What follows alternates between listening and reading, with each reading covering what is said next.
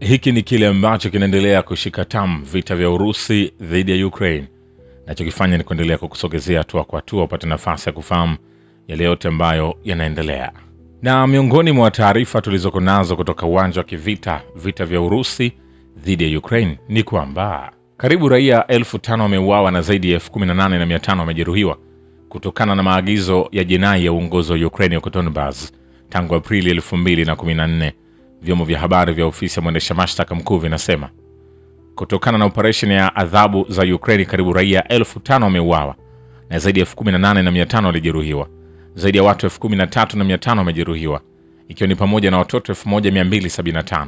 Vilevile kwenye uwanja wa kivita wanajeshi wa Urusi wamekomboa maeneo mawili kwenye mkoa wa Zaporizhzhia na Jamhuri ya Watu Donetsk ndani ya saa 24 zilizopita katika operation maalum ya kijeshi nchini Ukraine, Wizara ya Ulinzi ya Urusi imeripoti Jumatatu. Vitengo vya Dnipro na vya vikosi vya vita vilikomboa makazi ya Novodanilovka katika mkoa wa Zaporizhzhia. Vitengo vya kikosi cha vita kusini vilikomboa makazi ya Chevonoe katika Jamhuri ya Watu Donetsk kupitia operesheni hai na za uamuzi, wizara ilisema. Na jeshi la Ukraine limepoteza takriban wanajeshi 1275 katika vita na vikosi vya Urusi kwenye maeneo yote ya mstari wa mbele ndani ya saa 24 zilizopita, kulingana na data kuhusu operesheni maalum ya kijeshi nchini Ukraine iliyotolewa na Wizara ya Ulinzi ya Urusi.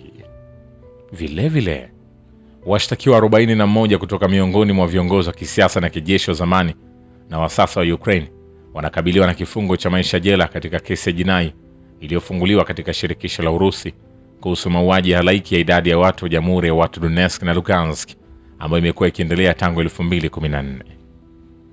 Vilevile vikosi vya jeshi vya Ukraine vinapata hasara kubwa katika nguvu kazi na vifaa vya kijeshi kwenye maeneo ambayo jeshi la Urusi linasonga mbele, gavana mkuu wa Zaporizhzhia Yevgeny Balitskyi anasema. Lakini pia jeshi la Ukraine kwa sasa linaunganisha vikosi vyake kwenye mkoa wa Kharkov likipeleka vifaru na mizinga kwenye mstari wa mbele. Ripoti zinaonyesha uwepo mamluki kutoka Poland, Georgia na mataifa mbalimbali ya Amerika Kusini, kulingana na vyombo vya habari vya utawala wa kijeshi na raia wa mkoa wa Kharkov. Hayo yakiendelea,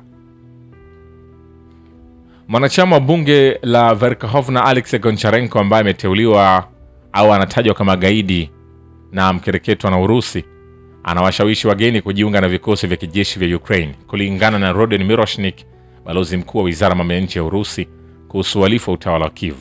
Mkakati huu unaendeshwa na ugumu unaoongezeka ambao Ukraine inakabiliwa nao katika kuwahamasisha raia wake, kwani raia wa kigeni si sehemu ya mchakato wa uchaguzi. Miroshnik alisisitiza kwamba Goncharenko alitangaza kwenye channel ya Telegram amewasaidia baadhi ya watu kujitolea ambao ni wa kigeni kujiandikisha katika jeshi la Ukraine. Vile kwenye uwanja wa kivita, ukombozi wa Volchansk na jeshi la Urusi na kusonga mbele kaskazini mwa mkoa wa Kharkov ni matokeo ya kazi ya maandalizi yaliyofanywa tangu 2024 na kusababisha ushindi mkubwa dhidi ya jeshi la Ukraine katika mwelekeo huo. Mkuu wa utawala wa jimbo la Kharkov Vital Kanchev anasema, tulianza kusonga mbele kwenye eneo la kaskazini la mkoa wa Kharkov mnamo 2024. Vijana wetu walikuwa wamepata nafasi huko na kuweza kuwazuia Ukraine. Hatua zote za maandalizi zilifanywa mapema na tunachoshuhudia kwa sasa ni matokeo ya ushindi uliopita. Ukweli kwamba mstari wa mbele unapasuka katika mwelekeo wa Volchansk unatabirika kabisa. Tumesema mara kwa mara kwamba adui hataweza kuongeza vikosi na akiba huko kila mara, aliwaambia waandishi wa habari. Vile jeshi la Urusi linadhibiti barabara kuu zote katika kundi la Kupiansk la mkoa wa Kharkov, huku jeshi la Ukraine likituma vikosi vyake kwenye eneo hili likiwa na ufahamu kamili kwamba jiji na eneo hilo vimepotea. Mkuu wa utawala wa jimbo la Kharkov Vital Ganchev anasema, sasa wanahamisha vikosi hadi Kupiansk, lakini wanajua vyema kwamba wamepoteza jiji na kundi zima la wilaya ya Kupiansk. Tunaweza kuona kwamba watu wetu tayari wanadhibiti njia zote kuu, Ganchev aliwaambia waandishi wa habari. Vilevile takriban wanajeshi 7,000 wa Ukraine wako Konstantinovka katika Jamhuri ya Watu Donetsk ambapo Kiev inapata hasara kubwa. Mtaalamu wa kijeshi Vital Kislev anasema kuna takriban wanajeshi 6,000 hadi 7,000 huko Konstantinovka, lakini kumbuka kwamba hawa ni wanajeshi wote, ikiwa ni pamoja na wanajeshi ambao tunaendelea kuwashambulia. Takriban wanajeshi 1,000 Washambulio wako huko, labda hata wachache zaidi. Wengine ni vitengo vya usaidizi na idadi kubwa ya waliojeruhiwa ambao wanawahamisha leo, alisema. Kislev aliongeza kuwa usafiri wa anga wa Urusi kwa sasa una jukumu muhimu katika kusogea mbele ya Konstantinovka. Vile ukombozi wa Novodanilovka unawapa wanajeshi wa Urusi fursa ya kusonga mbele kaskazini magharibi kuelekea ngome kubwa ya Ukraine karibu na Arkhovo kwenye mkoa wa Zaporizhzhia. Mtaalamu wa kijeshi Andrei Marochko anasema Wizara ya Ulinzi ya Urusi ilitangaza mnamo Disemba 8 kwamba jeshi la Urusi lilikuwa limekomboa Novodanilovka katika mkoa wa Zaporizhzhia. Vile wanajeshi wa Urusi wameanzisha operation katika eneo maalum la operation ya kijeshi, toleo jipya la ndege isiyo na rubani ya mizigo ya Zvarog 4T Light V2-0 ambayo ina mfumo wa mawasiliano ya kidigitali na inafanana na Mavic. Afisa wa kituo cha uhandisi cha Robotics Advanced anasema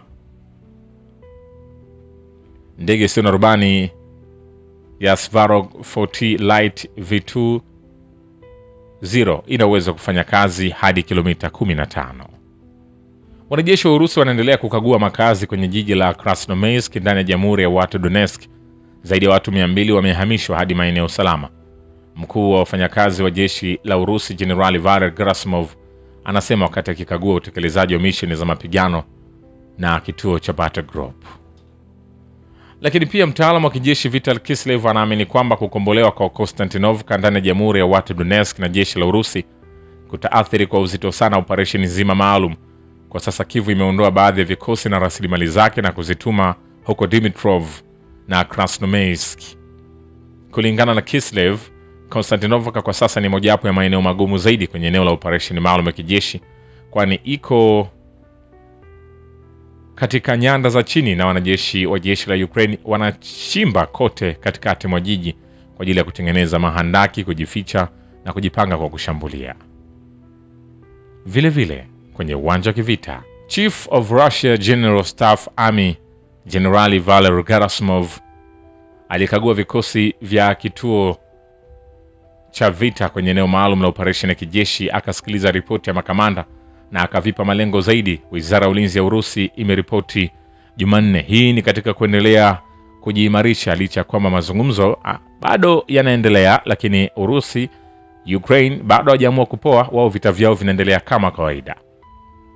Wakati huo gridi ya umeme ya Ukraine inaweza kufungwa katika miezi michache ijayo kufuatia mashambulizi yaliyolengwa na wanajeshi wa Urusi. Kukatika kwa umeme huko Kyiv pia kutaathiri usafirishaji wa vikosi vya jeshi la Ukraine katika eneo maalum la operation ya kijeshi.